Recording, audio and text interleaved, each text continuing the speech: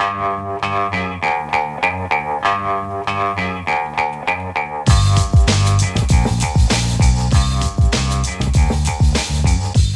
Lehrer on WNYC. With us now, the apparent incoming Speaker of the New York City Council, Julie Menin. Councilmember Menin was already scheduled to come on with us in this slot to talk about her plans for leading the legislative branch of government in the Mayor Zohran Mamdani era. And yes, we will talk broadly about that. Their shared interest in affordability, including universal child care and more. Some of the media reports that label her a moderate who might be a check on Mayor Mamdani, the socialist in some ways and other things. But the horrific events of this weekend, the mass shootings in Australia and in Brooklyn, also the one at Brown University in Rhode Island, and the stabbing of a tourist at Macy's on Friday as she was changing her baby's diaper, each of those things is not only a tragedy and a crime, but also raise security and policy questions for the city. So we will try to cover some of that ground in good faith as well. By way of background, for those of you who don't know, Julie Menin had been a lawyer and a restaurant owner and became a community leader in Lower Manhattan after the 9/11 terrorist attack in 2001. She first became known citywide in that role through her efforts at helping the area recover and rebuild. She went on to be elected chair of Community Board 1 downtown, and then to hold 3 roles in the de Blasio administration: Consumer Affairs Commissioner, Director of the Mayor's Office of Media and Entertainment, and then head of the city's U.S. Census effort in 2020. She got elected to council from District 5 on the Upper East Side in 2022. You know, she's been on the show in each of those past roles, everything I just enumerated, and now apparently has the support to become Speaker when that vote officially takes place in council next month. Julie Menin will also be the first Jewish Speaker of the City Council, even as Zohran Mamdani becomes the first Muslim mayor, so the city is making history now in both of those ways. Councilmember Menin, congratulations on your apparent path to becoming Speaker, and always good to have you. Welcome back to WNYC. Thanks, Brian. Great to be back with you again. And listeners, it can be my questions and yours for presumed incoming Council Speaker Julie Menin at 212-433-WNYC. Call or text 212-433-9692. Councilmember, let's let our listeners know a little bit more about you first. Then we'll get into the awful events of this weekend and your larger vision for the city. Anything you want to add to my thumbnail bio or correct of your history in government and public life? Well, thanks, Brian. I really appreciate it. I've been involved in public life for over 20 years. I began my career first as a regulatory attorney working at a large law firm and then as in-house counsel at Colgate-Palmolive, where I did regulatory law, and then I left the practice of law to open up, as you said, my business, which was a restaurant and catering business and market. This was in 1999, so before 9/11. I was living down there at the time. My business was located 2 blocks from Ground Zero. My business was absolutely devastated on 9/11. My husband was supposed to be in the World Trade Center for a meeting that morning, and thankfully he was okay. But obviously, I became very involved after 9/11 in the rebuilding of the community that I lived in. And I started a not-for-profit focused on helping small business and residents and ended up chairing Community Board 1 in Lower Manhattan for 7 years post 9/11. And that's really how I got involved in public service and have been honored to be able to serve in public life since that time. What motivates you in politics and public service today? Any central organizing values or goals? It's really about trying to get things done, trying to move the needle. In all the roles that I've had, I served as Commissioner of the Department of Consumer Affairs, where we launched a paid sick leave law, the living wage law, where I presided over the agency and made it consumer and worker protection, where we, for the first time, were able to pass laws and implement laws that protected workers. Because at the end of the day, the city cannot have a Department of Labor. We're preempted by the state, but we can build out the Department of Consumer and Worker Protection, which which is what we did when I was commissioner. So in terms of guiding principles, I have focused really my life's work on consumer protection, on worker protection. They're things that I'm very deeply passionate about. And I'm passionate about making sure that city government is really working for New Yorkers and that we are protecting vulnerable New Yorkers, that we are protecting small businesses, that we're attracting new businesses to our great city so that we're making sure that we're always creating jobs and really supporting new revenues so that we can build more affordable housing, have the funds that we need to build great schools for our children, build more parks, and all the things that New Yorkers depend on. Many people were surprised by how quickly council members came to support your bid to be Speaker, especially versus Crystal Hudson, who, for example, the New York Times describes as more aligned on policy with the mayor-elect. And the article notes she is a member of the council's Progressive Caucus. Should I take it from that you are not in the Progressive Caucus? I joined the Progressive Caucus, Brian, when I was first elected in 2022, but 15 members, including myself, left the Progressive Caucus because at the time there was a pledge that you needed to sign, and embedded in that pledge said that we would work to reduce the size and scope of the NYPD budget, and that was not something that I felt comfortable signing or that the other 14 members who also left the Progressive Caucus felt comfortable. But at the end of the day, I've done a lot of progressive things in my career. I launched a paid sick leave law, the living wage law. I was the 2020 census director, where I was honored to run the census for New York City. We finished number one of all cities across the country. I also served in a senior role at the New York City Law Department at that time, where we were a plaintiff on the citizenship case, along with the New York Attorney General, and we successfully sued the Trump administration, got the citizenship question off of the census. So again, I think ideological boxes are not, really don't always make sense. I think what I've really tried to focus my time on are again, on issues, substantive issues that protect vulnerable New Yorkers, that protect immigrant communities. I'm the daughter of an immigrant, and that really move New York City forward. I'm also a small business owner. So, for example, when I served as Commissioner of Consumer Affairs, I lowered fines on small businesses. Small businesses were getting socked with thousands of dollars in fines because one word in a sign was incorrect. So that is something that I've also been incredibly focused on, and I've also been focused on lowering skyrocketing health care prices. The council passed my bill 2 years ago that created the nation's first Office of Healthcare Accountability. That office is now up and running at the Department of Health, and that office is charged with lowering skyrocketing health care prices and lists the price of every medical procedure at every single New York City hospital. So it really brings transparency to an opaque process, because oftentimes, Brian, when you're at the hospital, it's your most vulnerable time, and yet you come home and you get an enormous bill. So, for example, a woman giving birth by C-section who goes to one New York City hospital is charged $55,000 for that C-section. Yet at another New York City hospital, that same C-section is $17,000. That's absurd. By bringing transparency to this opaque process, it will allow New York City to harness its purchasing power as the second largest purchaser of healthcare in the state and drive down costs. I see that you're aligned with the mayor-elect on aiming for a universal child care program. What kind of system do you envision, and how much is that the same as the mayor-elect's? So in 2022, the New York City Council passed a package of bills on child care. I had 5 bills in that package. And the key bill in my package was a bill that would have required New York City to implement universal child care within 5 years of the bill's passage, which again was 2022. The Adams administration largely did not implement those packages of bills beyond really rudimentary basics. So I'm deeply committed to universal child care. Child care on average is costing families $21,000 a year. It's simply unaffordable and not accessible for the vast majority of New Yorkers. We must must move towards universal child care.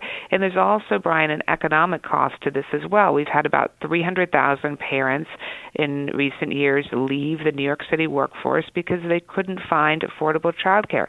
The cost to New York City of those parents leaving the New York City workforce was about $2.2 billion economically. So not only is universal child care normatively the right thing to do, but it's also economically and fiscally the right thing to do. So I'm deeply committed to universal child care. I've been committed to it for years, as evidenced by the fact that I worked so hard on this legislative package. So I'm very excited to work with the mayor-elect on implementing universal child care. And in terms of your question, well, what is the right way to do it? Well, first of all, we obviously have 3K and pre-K, although we do need to work harder to make sure that every single 3K student has a seat that is near their home, and so that's something we're going to focus on. But really we need to do more for 0 to 2, because if you're a parent of a child that is 0 to 2, there's very little available to you. So we absolutely need to do more on that. If we were to do universal child care, for example, for all 2-year-olds in New York City, that would cost us about $1.3 billion a year. We need to look at, I know the mayor-elect has focused on 0 to 5, we need to really look at all of these ages because, for example, if your child is in 3K or pre-K, but your workday obviously is not ending in the afternoon, it is very difficult. So we need to make sure that we're also working on extended day opportunities for those families as well. So I'm very excited about universal child care and deeply committed to making it happen. Well, Governor Hochul also says yes in principle to universal child care, but she hasn't committed to the tax hike on the wealthiest New Yorkers and on corporations that the mayor-elect thinks might be necessary to pay for it. Do you think those tax hikes are needed to make your vision a reality? Well, I think what we need to do as a city council, and what we will obviously plan to do, is go up to Albany, and not just on Tin Cup Day, but really go up there early and often to talk not only with the governor, but with legislative leaders about the importance of universal child care. As I said before, there's an economic issue as well at play here, and that is the lost economic output, the $2.2 billion in lost economic output by not providing universal child care. What I would like the city council for us to focus on is where we can be value added at identifying savings at the city level. So I'll give you 2 examples of that. One example is no bid contracts. During the Adams administration, as well as the de Blasio administration, there was a prolific use of no bid contracts. I had a bill in the council that I introduced over a year ago that would ban the use of no bid contracts beyond the true impact of an emergency, which should be no more than 30 days. So for example, in the Adams administration, why did it cost $4 billion a year to house asylum seekers? And why did the Adams administration constantly engage in no-bid contracts with companies like DocGo or even the New York Hotel Association, which received 2 $1.1 billion contracts? The problem with no-bid contracts, Brian, is that there's no competitive bidding. And as someone who used to own a small business, no small business owner would go with just one bid, the highest bid. That's nonsensical, and it's not the way to run city government. So if we could eradicate the use of no-bid contracts beyond the use of 30 days, we could potentially save billions of dollars a year. And by the way, those no-bid contracts were used in the de Blasio administration as well, because the no-bid contracts were extended over 100 times to the tune of $7 billion, which is why the city administration spent quite a lot of money on PPE because they were using no-bid contracts. So that is one potential areas of savings that I am very excited to talk to the mayor-elect about. The second area of savings that I think we absolutely must utilize is this healthcare issue that I mentioned before. The new Office of Healthcare Accountability that was created under my bill is estimated to save the city of New York potentially $2 billion a year. How? Because we are spending $11 billion a year currently, or 10% of our New York City budget, on public sector and retiree health care. $11 billion. That number, Brian, just 5 years ago was $6 billion. So it's almost doubled in 5 years. And the reason why is because the hospitals are charging so much money for various procedures. And before my bill came into law, we as a city didn't even know what the hospitals were charging frequently. So we couldn't harness our purchasing power to drive down costs. So I'm excited about this area. I strongly believe, and studies have shown, we could save $2 billion a year if we utilize this office correctly, which is what I absolutely plan to do. And by identifying those city savings, that will help us to be a real player in the affordability agenda and on finally, once and for all, implementing universal child care. With the presumed incoming Speaker of the New York City Council, Julie Menin, I want to ask you about this especially awful weekend of mass shootings in the city and outside of it. You, of course, know these things. The apparent anti-Jewish massacre of 15 people plus 38 injured is the last number I saw at the Hanukkah celebration on Bondi Beach in Sydney, Australia. Anti-Semitic hate crimes have also been rising in New York in recent years. As you know, Mayor Adams announced increased security at synagogues and public menorah candle lightings. Mayor-elect Mamdani released a statement that I want to read a little bit of for our listeners. It says, "This attack is merely the latest, most horrifying iteration in a growing pattern of violence targeted at Jewish people across the world." The mayor-elect said, "Too many no longer feel safe to be themselves, to express their faith publicly, to worship in their synagogues without armed security stationed outside. What happened at Bondi is what many Jewish people fear will happen in their communities too." And he said, "When I am mayor, I will work every day to keep Jewish New Yorkers safe on our streets, our subways, at shul, in every moment of every day. Let this be a purpose shared by every New Yorker, and let us banish this horrific violence to the past." All of that, unquote, from Mayor-elect Mamdani. So as the presumed incoming city council speaker, are there things at the security or policy level that you think the city needs to do to prevent these kinds of hate crimes? And how much do you see eye to eye with the incoming mayor from what you could tell?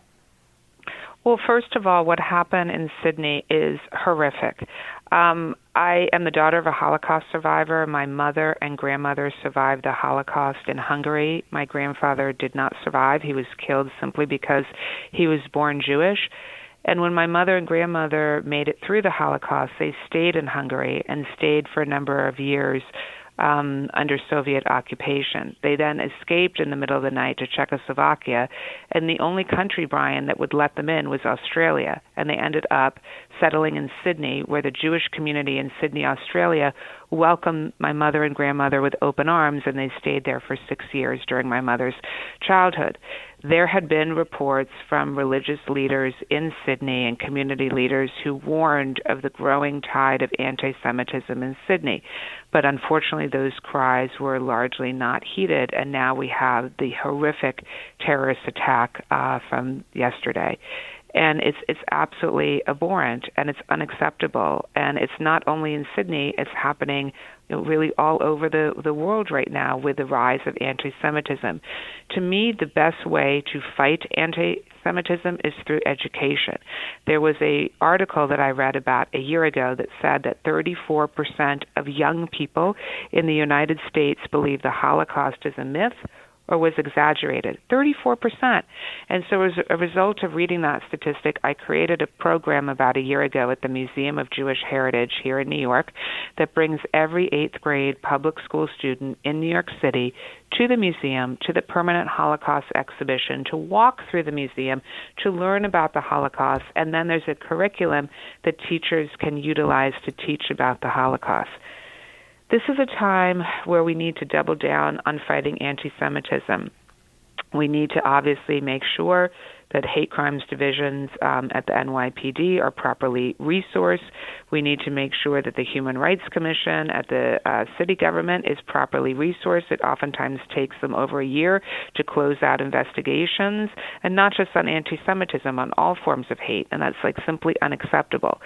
I do believe that, obviously the election of the first Muslim mayor, and if, assuming the vote on January 7th, I would be the first Jewish speaker, that is very exciting. And this is a time to come together. When I chaired Community Board 1 in Lower Manhattan for 7 years after 9/11, I stood up for the Islamic Cultural Center and Mosque. I actually wrote the resolution for my community board and got that resolution through the community board supporting that project. This is a historic time where the Muslim and Jewish communities can come together. An example I like to give, Brian, is that after October 7th, a young student in my district in high school who is Muslim came to me and said that her best friend is Jewish, and at their high school they created a club, a joint club for Muslim and Jewish students to discuss issues, to come together. That is more of what we need in this city. We have a caller kind of on that note, I think. Aaron in Astoria. You're on WNYC with presumed incoming City Council Speaker Julie Menin from District 5 on the Upper East Side. Hi, Aaron. Good morning, Brian, and good morning, Council member. Thank you for being on, taking calls, and thank you for your words today about coming together in that way. I wanted to ask about your colleague, Vicky Palladino, on the City Council. I'm sure you're aware she's a long history of anti-Semitic, racist, white supremacist comments, as well as threatening violence and murdering her political opponents. This morning, I don't know if you saw, or I guess last night, she took the step of saying that we should expel all Muslims from the United States and denaturalize all Muslim U.S. citizens. You have proudly touted her support when you ran for Speaker, and she helped you secure the nomination for Speaker along with the entire MAGA Republican faction of the City Council. I just wanted to ask your thoughts on her comments and if you would support expelling her from the City Council, and if not, why do you think her conduct is tolerable? Thank you. Well, first of all, blaming Muslims for the attack in Sydney is dangerous, it's inflammatory rhetoric, and it's unacceptable. We saw this type of rhetoric certainly after 9/11, the same type of Islamophobia, which is why, as chair of Community Board 1 in Lower Manhattan post 9/11, as I mentioned, I stood up for the Islamic Cultural Center and Mosque. I wrote the resolution that got it through my community board. I got it passed through the community board, and we proudly stood up for that project. I ended up having death threats as a result of that. This is a time to come together. I will obviously be talking to Councilmember Palladino about these comments. We cannot allow this kind of rhetoric to stand, and it's obviously not the time for it, and it's never the time for it. So this is a time for us to all come together and not to have this kind of incendiary, inflammatory rhetoric. Should Council take action to censure or expel her, as the caller suggests? We have very strong rules in the council. We have an ethics committee. The process is that matters are referred to the ethics committee for a vote, and that is how the censure process works. So that is absolutely up to the vote of the ethics committee. In January, we will be naming all the committees. We'll be naming the chairs of all the committees, including the chair of the ethics committee, and that will be a matter for them to take up.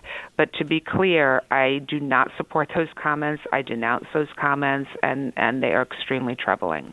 But you don't want to take a position, it sounds like, on whether a censure or expulsion is warranted. Why not? Well, it's not up to the speaker under our council rules. It's up to the ethics committee. So basically how the process works is a complaint is filed, the ethics committee meets, and then the ethics committee makes a decision on whether they're going to censure. So it does not, under our council rules, it's not up to the speaker, it's up to the ethics committee. So we have to follow those rules. But to be clear, I completely disavow those comments and find them absolutely derogatory. Another listener question on affordable housing, which you brought up earlier. Listener writes, if your guest is serious in addressing the urgent need for affordable housing, would she support a moratorium on all forms of housing development other than affordable housing for the duration of Mamdani's first term? Piecemeal approaches of setting aside 10 or 15% of development projects will never approach what is needed, writes that listener. Your response? So one of the things that I'm very interested in the council doing is a proactive affordable housing plan, and that involves looking, for example, at the over 1,000 sites, some of which are vacant land, some of which are underutilized or under-purpose buildings owned by the City of New York. We need to look at those 1,000 sites and see where we can build more affordable housing. So that is a historic opportunity. I'm also interested in looking at the public library branches. There are 215 of them. Many of them we can build on top of. That's another area of real opportunity to build more affordable housing. The council has largely been reactive, in my opinion, on some of these issues because we wait till ULURP comes to us, or that's our land use process, and then the council member who's districted in negotiates, as opposed to putting out a proactive plan. We have a golden opportunity to look at these sites that the city owns, look at the public library branches, and see which sites are suitable for affordable housing. And so that, I think, is a golden and historic opportunity, and one that I really look forward for the council to dig in on that level of work.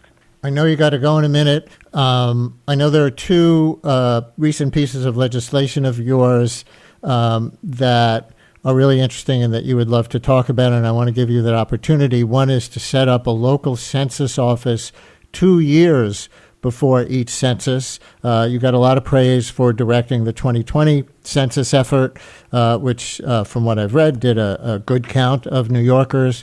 And the other one to require 2 EpiPens per child who might need one in every school. You want to shout out those bills? Thanks, Brian. I do. So on the census, I served as the 2020 census director for New York City, where we were under immense pressure on the census. We were able to fund 150 community organizations on the ground that were their trusted voice in their neighborhood. We launched 36 media campaigns in 27 different languages. We funded the 215 public library branches, which again were trusted voices within their respective communities. And we obviously were a plaintiff on the citizenship question case, which we, along with the New York Attorney General, won that case at the U.S. Supreme Court and bounced that question off the census. House Republicans have now tried to put the citizenship question back on the radar. There's legislation in Congress to add the citizenship question back on the census, which would have disastrous implications for blue cities like New York City that have large immigrant communities, and so that is unacceptable.